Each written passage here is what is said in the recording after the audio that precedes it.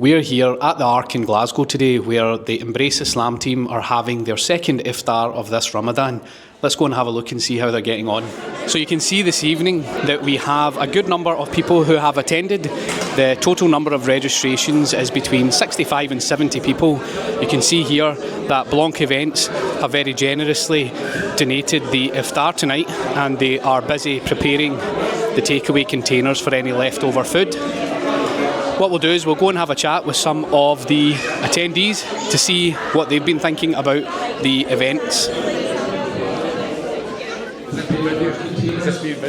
So we have Sean here, and Sean is going to share with us. So Sean, can you tell us, how has the Iftar that Embrace have been putting on, how's that impacted your Ramadan this year? It's been very interesting, I have to say. Definitely getting to meet some new Muslims and just kind of sharing a bit of my experience with them, trying to kind of give them some tips basically about Ramadan, fasting, whatnot.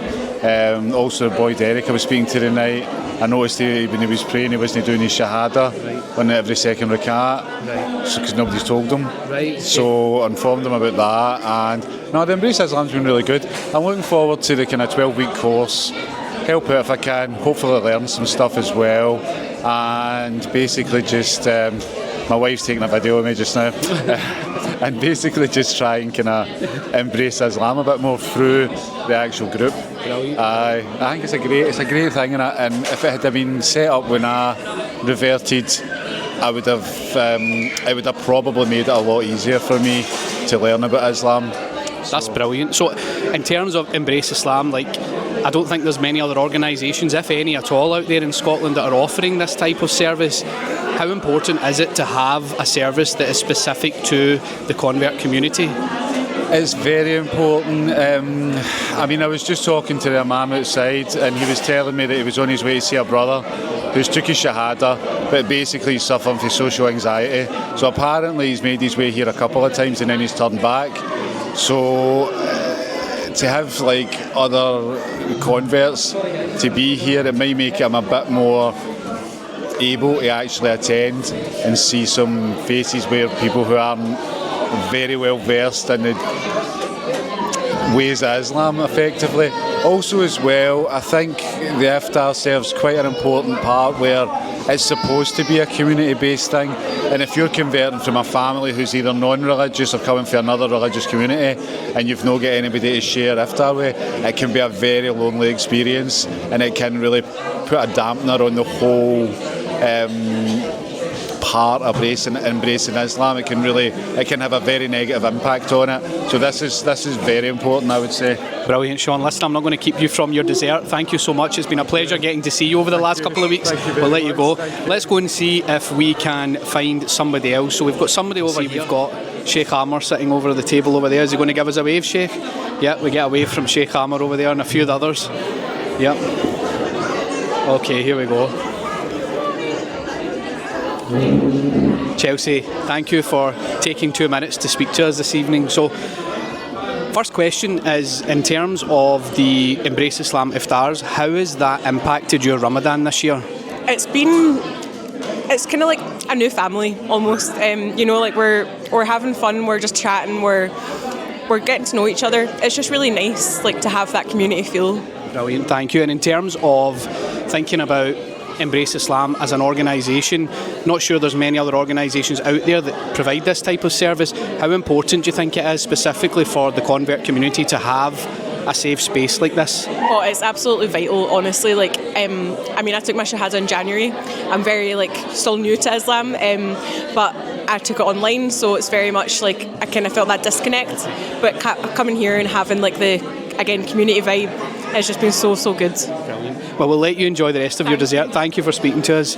Right, we have one other brother over here who's willing to have a chat with us. Let's pop along over here. Thank you for having a chat with us during the dessert period. I know that's a dodgy time to take you away. Yeah, so just wondering if you can tell us, in terms of Embrace Islam Iftars that have been happening, how has it impacted your Ramadan attending these Iftars?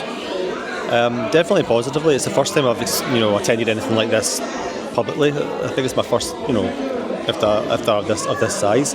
So it's good to see like a lot of familiar faces and interact with people that I have met before and hear some of their stories. Like there's someone at my table who is a Christian, who's celebrating Lent, and came here today to open our fast as well. So hearing little stories like that amongst the community is it's a good experience. Yeah. Brilliant, thank you. And in terms of Embrace Islam as an organisation, I mean, I'm not aware of too many other organisations that are offering services specific to the convert community. Yeah. How important is it to have that kind of safe space that you can come together in? It's invaluable. I've been a Muslim for almost 10 years now, and it may have just been my lack of knowledge within the community, but it's the first one that I've came across, and I'm very blessed to be a part of. And not only that, it's been able to bring my family and my kids here to experience something like this for the first time as well. It's a good sort of ground learning experience for them as well, I think. Brilliant. And my last question before we go, what's your favourite dish to open your iftar? We always follow the sunnah, so always dates and water, and fruit is always the best thing to open your fast with. Bilal, thank you so much. Appreciate it. Thank you. Enjoy the rest of your dessert. Right, let's go and grab some of the volunteers while they're getting busy here. So let's see if we can grab someone. Is one of the kind of leads behind the Embrace Islam team. So Zeenat, we've just been speaking to a number of people here today about how important Embrace Islam is for them. In terms of the concept of Embrace Islam, why is it something that you wanted to get into? What made it so important that you wanted to spend time on it?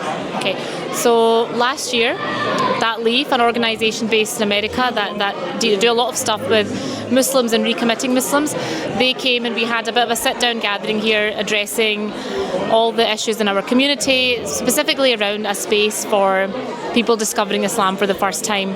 And we realised that although there's a lot of efforts that exist around Scotland, Glasgow is a major city, and we just wanted something in Glasgow where people can come as they are and not feel judged, feel safe and welcome, and learn Islam, and just basically learn Islam in a really healthy way and a really authentic way as well, so they get a good experience of Islam. So they might have had bad experiences before, but they come to a place where they feel safe and non-judged.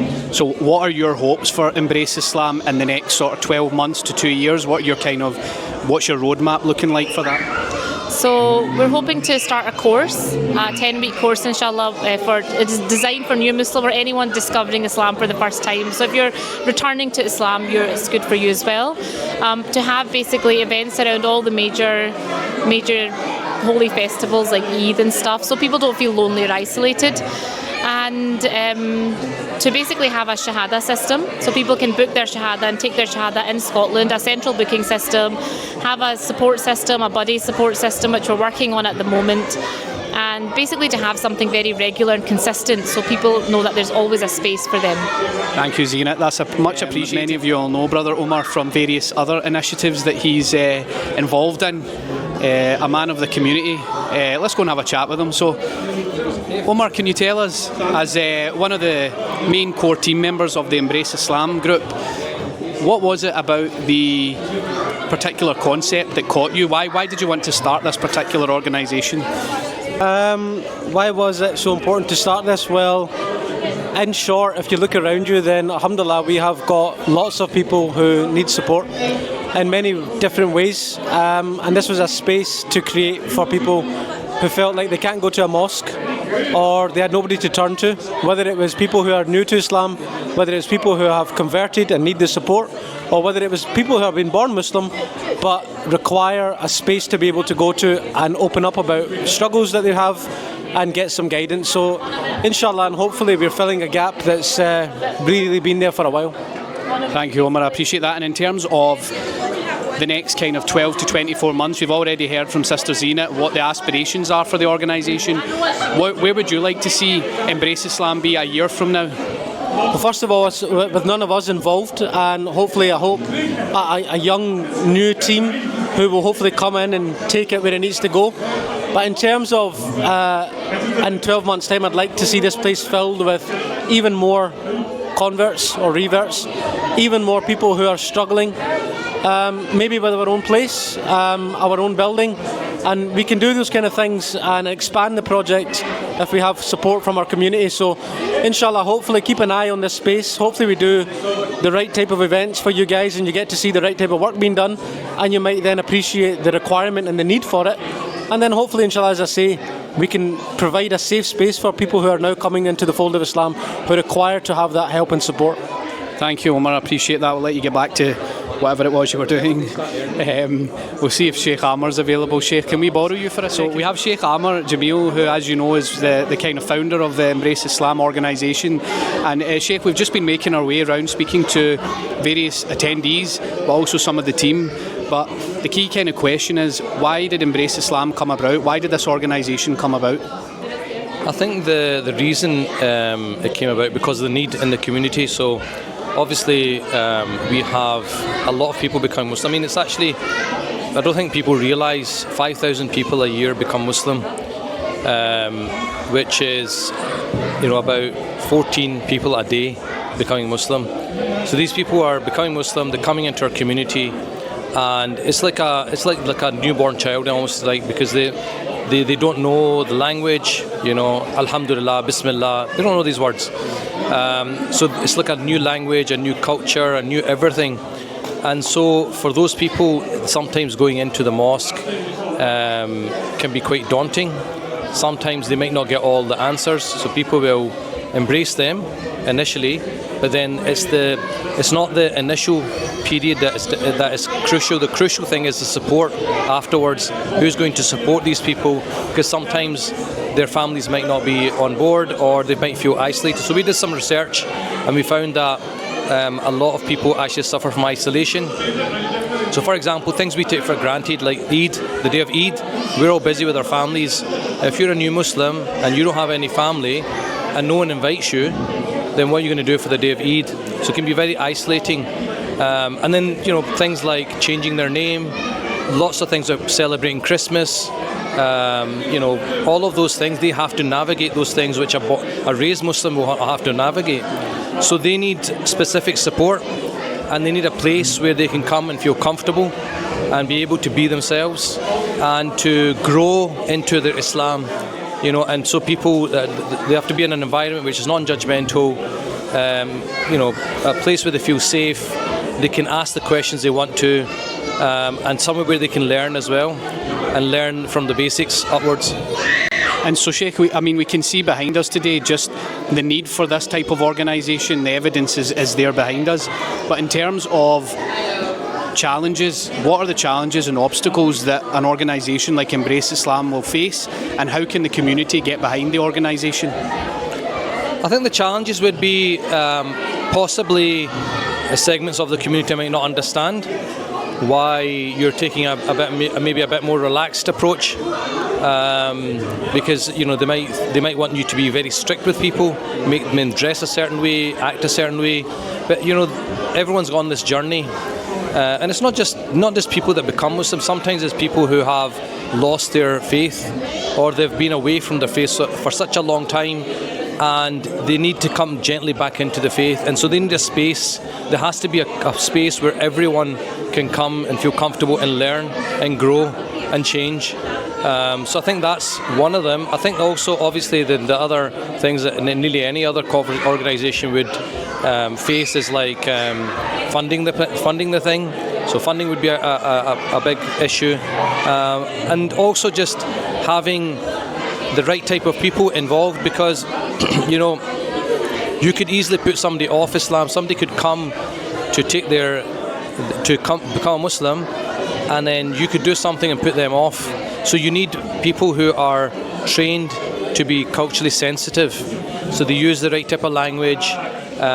People can sometimes become anxious. Are they doing things right? Are they doing things wrong? They've heard things, you know, from an imam or the mosque or somebody, their Muslim neighbour, and they've told them a certain thing, they need to do it. And so you need a place where people can say, look, hold on, that's not really a priority right now. What's more important is X, Y, Z.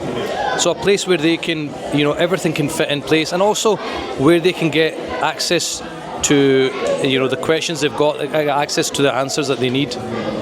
Okay, Sheikh, thank you very much. That is us. We are here, as I said, this is the second Iftar of Ramadan here at the Ark in Glasgow. You can see behind me the hustle and bustle of the atmosphere and the environment. and the Embrace Islam team are committed in continuing to deliver these across the remaining 2 Mondays of Ramadan. If you are interested in coming along, if you are new to Islam, if you're finding faith again, if you have friends, family who are thinking about Islam, you are more than welcome to come along. You just visit the Embrace Islam website, where you will have the opportunity to register for there. But for now, we'll leave you be. Thank you so much. Take care. Assalamu alaikum.